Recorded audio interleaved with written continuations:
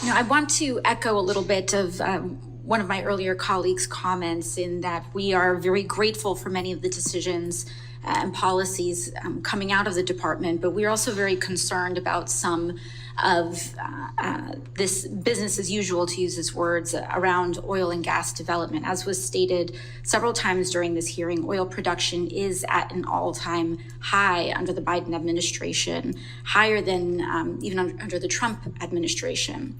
And part of that, within the context of that, is the department's decision around the Willow project. There has been overwhelming opposition around the department's decision to approve the Willow project, which was picked up after the Trump administration's decision was turned over in an attempt to do the same. This project was first approved under the Trump administration in 2020 and tossed out in court as unlawful. It instructed the BLM to reassess the project's full climate impact and consider alternatives.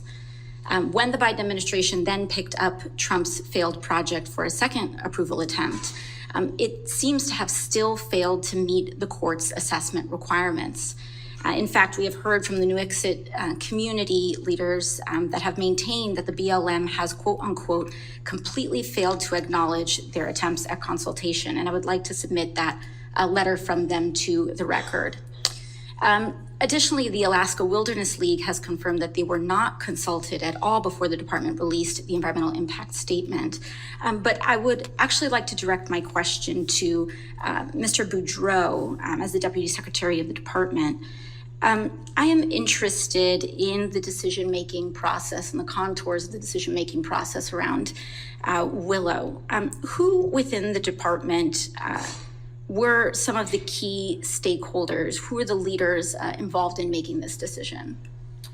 So the decision is on the Willow project was an application before the Bureau of Land Management. And so BLM Alaska staff conducted the analysis, the supplemental EIS analysis, as directed by the court. Also involved, of course, through the chain of command was, BLM director and the principal deputy assistant secretary for land and minerals. At the end, ultimately, I signed the record of decision, and so it's my signature on that document. So you signed the record of decision around the Willow project? Yes. Did the White House at any point weigh in on this, on a preference on this decision with you? As with all of the matters in front of the department, we of course coordinate with the White House. At the end of the day, though, permitting decision like Willow is one that rests with the Secretary and her authorities. And as Deputy Secretary, I was the one who signed the record of decision. And did BLM or anyone in the department provide rationale for not consulting some of the major stakeholders or failing to consult properly or account properly, such as the consultation from the New Exit community or the Alaska Wilderness League? So again, both Rosemary, the mayor, and New Exit and folks at Alaska Wilderness League are people that we know well in the department and I know well personally.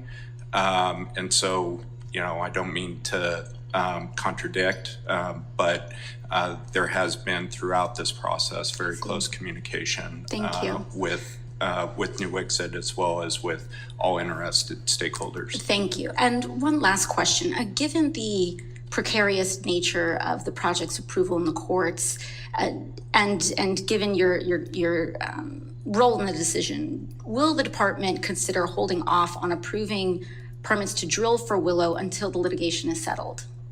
The posture of the department right now is that the record of decision has been issued. There has been litigation filed. Absent an injunction from the court, the project has the approvals to conduct the activities reflected in the record of decision. Thank you, and I yield back.